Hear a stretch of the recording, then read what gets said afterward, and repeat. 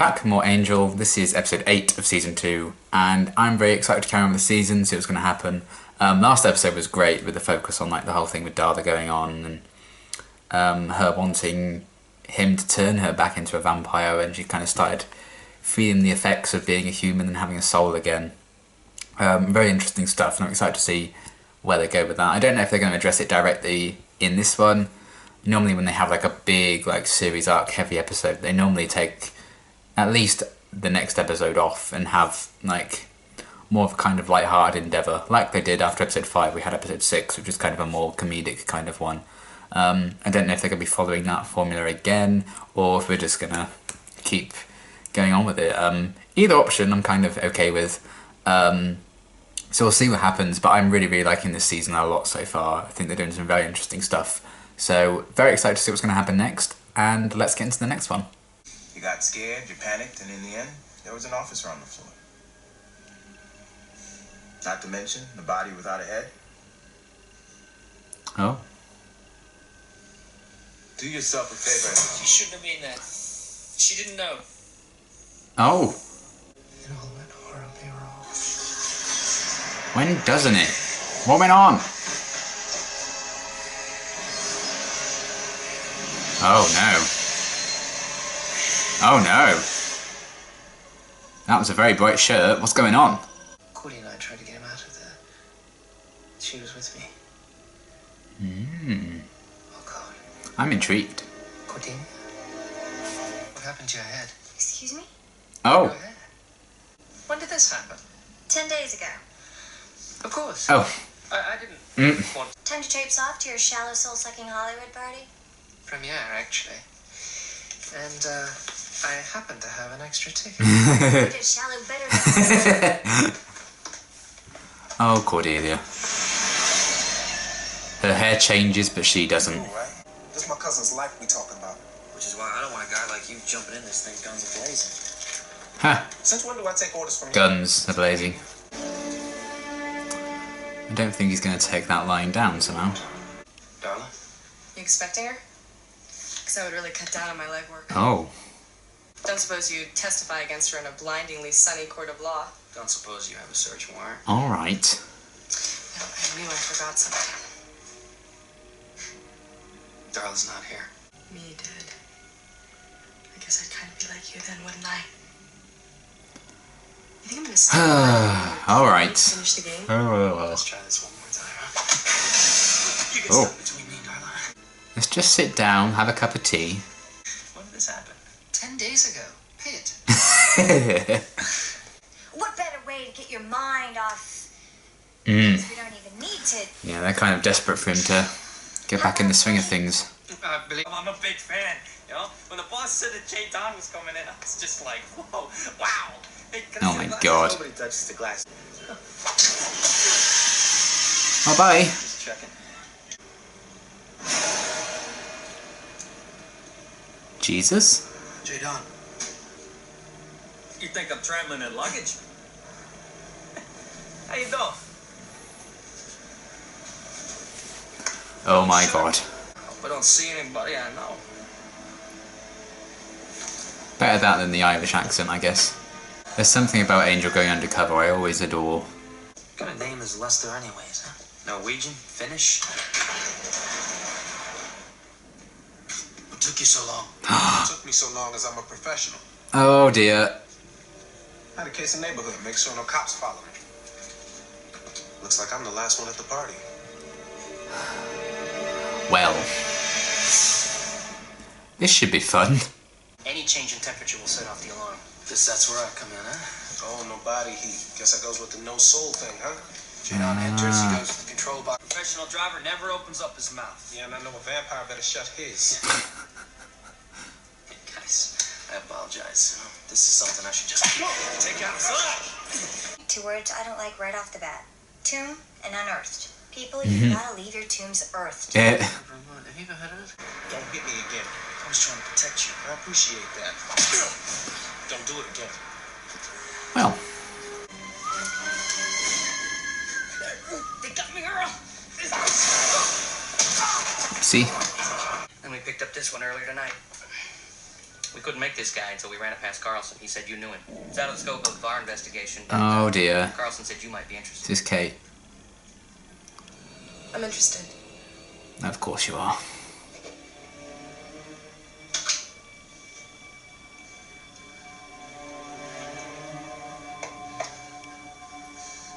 You're taking too long. Fine, man. Chill.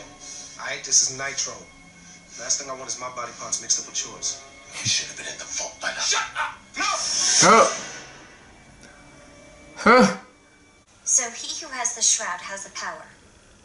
You said Rahmon was a drive you mad kind of fella? I hate it when you do that. Does it drive Angel mad? And that's why he, like, attacks someone or something from the start? So, in order to take his mind off the torment that is Darla, we sent Angel after a box that makes you crazy. Well, this is quite the pickle. Oh no! The shroud's gonna make us rich. I can feel it. It's gonna make you crazy. This is gonna be amazing. Calm down. Oh! Oh dear. In there. Is everything all right? Everything's fine. Everything's not fine. When they gonna start making some pretty demons? On the count of 3. Ah! I think it's the altitude. Right. The altitude here at sea level. Let's not lose focus. Maybe we should split up. Uh-oh. No, too dangerous. We'd better stick together. Right.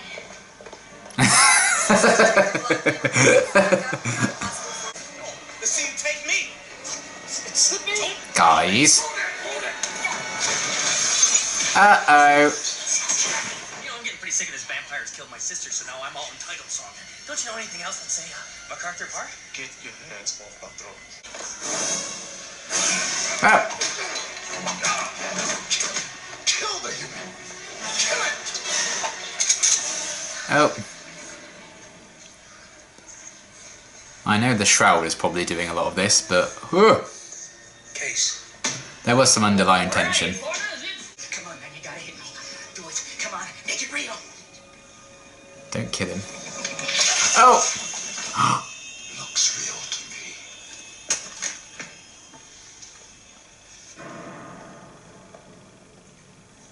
Oh. He's got to know about the shroud. It will make everybody. It makes everybody act differently.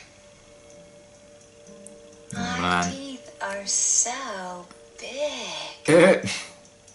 I'm getting like Sense and Sensitivity vibes. I guess you won't be needing this.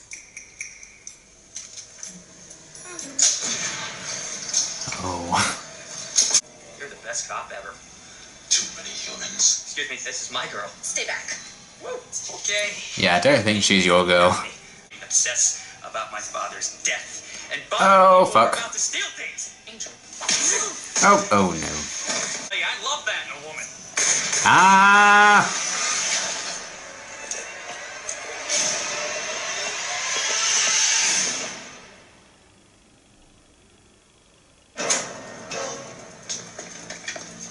Oh.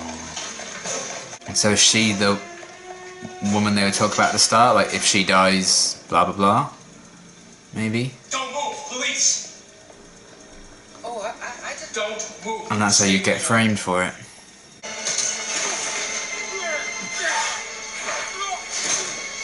Oh, damn. It's just a blanket, you know?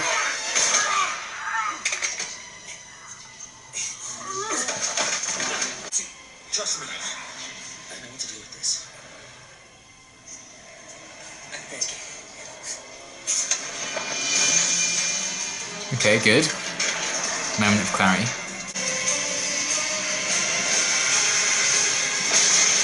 Whoa!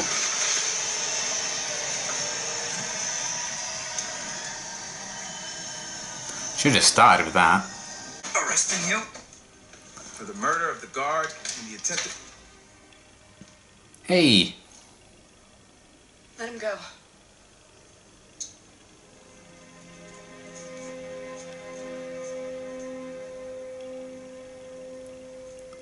Jolly nice of you.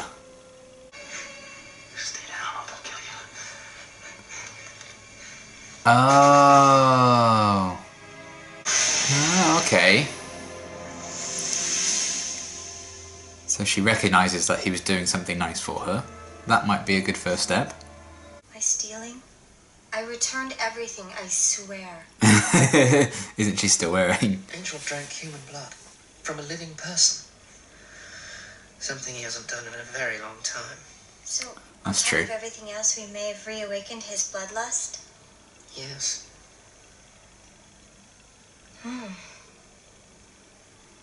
Full day's work then. I think so. It's weird that we haven't really seen Angel for like most of this episode, really.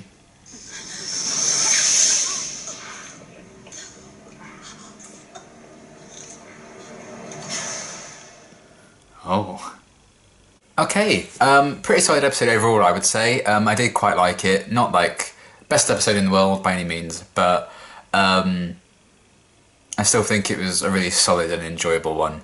And I think it was surprisingly deep in places, I think. It's kind of, it did seem more like a light-hearted, kind of more filler episode for some parts of it. Particularly, obviously, mainly like with maybe Cordelia, like going around just stealing things in the museum. And a few of the interactions between the heist crew, I guess. But it was actually quite, you know, a lot of like character moments and development there. So yeah, the idea of like them going on like this heist is an interesting idea as it is, and like infiltrating that group, going undercover in this heist crew. It's interesting enough when Angel kind of did that, and then obviously we had the twist as well with Gunn going undercover as well, going against Angel's kind of orders near the start, and that was kind of that underlying conflict. Then the Shroud really kind of played up on that when they started going a bit nutso. So that's kind of interesting to see if that tension between Angel and Gunn's going to continue on, because we didn't really get to see with them like resolving that or anything, because obviously they had quite a few fights. Gunn literally tried to kill Angel, and Angel brought up Gunn's sister, which is obviously going to be a very sore point for him. And obviously a lot of that was coming from the Shroud. But I feel like that might have just exposed some maybe insecurities. That's one thing I did think the episode was quite interesting in how it handled this whole thing with the heist and the Shroud and stuff, and the fact that, you know, whoever wrote the episode or whatever chose to have a Shroud be the object, because it's this object that kind of is used to like covering things, and it can be used as like, you know, a cover, and yet its kind of powers almost exposed things and brought things to light and bubbled things to the surface with some insecurities, I suppose. With like Gunn's sister being like a sore point for him, and his continued doubts over vampires for the most part. Angel and this side of him that he's kind of ashamed of as well, with like when he used to feed on humans and stuff. That got brought about with everything that happened with Kate, and obviously that he was kind of doing that to save her life, but now is that going to bring him down a darker path? Because Wesley and Cordelia brought up the very good point that, you know, have they reawakened that bloodlust in him? And that whole incident seemed very much on Angel's mind in the final scene. So that could be interesting to see if that's going to be a thing, or Angel just gets over it. Who knows? But is Angel going to be struggling to like get over this bloodlust again? That would be an interesting kind of story for him if they choose to go down that route. So that would be kind of cool. And I thought we had some interesting looking designs of the creatures and stuff in this episode. So from that point of view, I quite enjoyed it. And yeah, I liked the comedic elements with, I mean, sometimes the Shroud affected people in, you know, kind of brutal and more sinister ways, like with Angel and Gunn and most of the heist crew really, and that guard getting his head torn off, that was quite something. But they also played in some more comedic moments with that, mainly with Wesley and Cordelia, until obviously Wesley got involved with Angel and all of that, and Kate. But mainly with Cordelia when she was just like stealing things and didn't return them, like, Cordelia, please.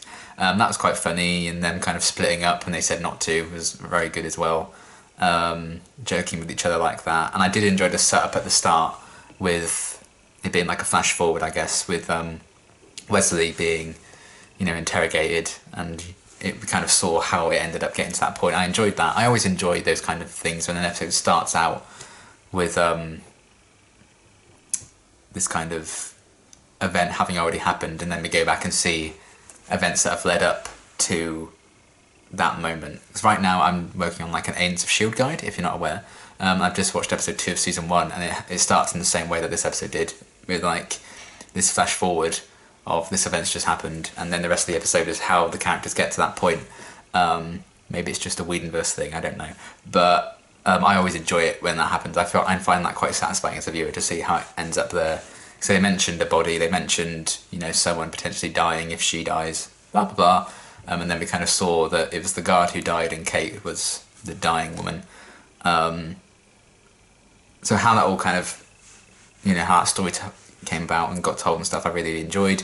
And it sets up some interesting things, maybe for more tension with Angel and Gunn. It's kind of been there for a while, I think, because Gunn doesn't really want to be tied down and told what to do, especially not by the, you know, a creature that he kind of is always going to equate to a being that killed his sister, and that his sister herself became and he had to kill. So if they could continue the story of that tension, they continue the story of Angel potentially having bloodlust again, and everything with Kate as well. I feel like they maybe have taken a step forward with Kate in this episode, which I'm very happy about, if that is what it is. If she just goes back to 100% hating Angel again after this, I'll be a bit disappointed, because it'd make that kind of journey a bit pointless in this one. Because, you know, Angel, yes, he bit her, which isn't ideal, but he had to do it to guarantee that he was saving her life. So I did enjoy that aspect of it. And that is one thing, like the Shroud's effects on the characters. Like, if Angel had been like fully under the Shroud's influence at that point, like we'd seen him in other points of the episode, she'd have been fucked. So that's kind of, it seemed to work a bit more conveniently to the story, I guess, which is a bit, meh. But you could look at it that way, or you could also interpret it as Angel kind of choosing when he was going to let the Shroud really influence him and when he was just going to go with the flow and stuff. Or, you know, he cares so much about certain people, like Kate, he knows he can just snap out of it.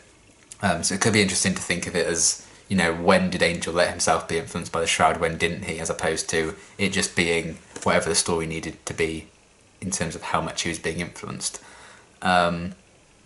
So that would kind of be an interesting thing to think about as well. Could be quite deep if you examined the episode in that sense, as opposed to just whatever the story required the Shroud influenced people to do. But yeah, I'm hoping that's kind of had a big impact on Kate, and she recognised that Angel's tried to save her. Maybe she can start to build some bridges. I don't think everything's just going to be okay from now on. So that was another kind of insecurity it exposed, the Shroud, even though it's used to covering things up. You know, Kate's father's death is still very much on her mind. That's why she holds it against Angel, and Angel was bringing that up as well, when he was kind of influenced by it. And, you know, that's nowhere near, I think, resolved with those two. But I feel like we're maybe making progress with that in this one, which I'm very, very happy to see, if they do continue that anyway. And this is kind of the start of them hopefully preparing things, because I do want to see them become friends again. So yeah, that was interesting. I just like the idea of seeing Angel go undercover. It was very, very funny. Seeing Angel be like the fanboy so he could kill that vampire and take his place. Very, very good stuff with that. I enjoyed that a lot. And seeing Angel like become this character, it just shows, I think, how far David's acting's come since we first saw him in Buffy. So, you know, Buffy wouldn't have dared to do something like that with Angel as a character. You wouldn't have seen Angel go undercover in Buffy and be all like happy and comedic like that, I don't think. But that is the thing with getting your own show, I guess. You have to do, you know, different things, otherwise it would get a bit dull, wouldn't it? So I just like seeing Angel undercover, I think, and that was really fun. And seeing Gunn's loyalty to his family as well, and that enabled him to take his cousin's place in that kind of whole heist thing. That was really, really good. I really enjoyed seeing Gunn have an active role to play in things as well. And yeah, it all tied together very, very nicely in the end, I think, while also setting up potentially some interesting stuff character-wise for the future, mainly with Kate and Angel's bloodlust, potentially. And I would be interested in seeing them explore that, but I don't know if they're going to. We shall see. So yeah, while it might have been like more of a filler episode in terms of plot, Because obviously the Shroud just got destroyed and stuff like that, and they did have the question of when they moved the box, or to like get rid of it or whatever, to like transport it away, then they just took the Shroud out of the box anyway. Like, why didn't you just do that in the first place? And they made a joke about that, but it doesn't really excuse it. So maybe they could have written that slightly a bit better. But a few niggles aside, I really, really enjoyed the episode as a whole. Very, very solid. Because even if an episode of Angel lately, with this, the exception of She, even if they're like the weaker episodes or aren't as like strong as some others have been, it's still very, very enjoyable and still just as good, if not better, as a lot of other television. So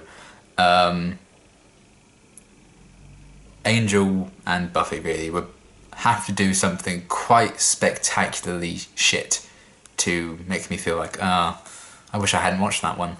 Because I don't think I've ever truly felt that way about a Buffyverse in a very long time. So I've been reacting to the Buffyverse for a year and a half now. And I think it must have been a long while at this point since I've been like, I wish I hadn't watched that one. I wish I should have just skipped it.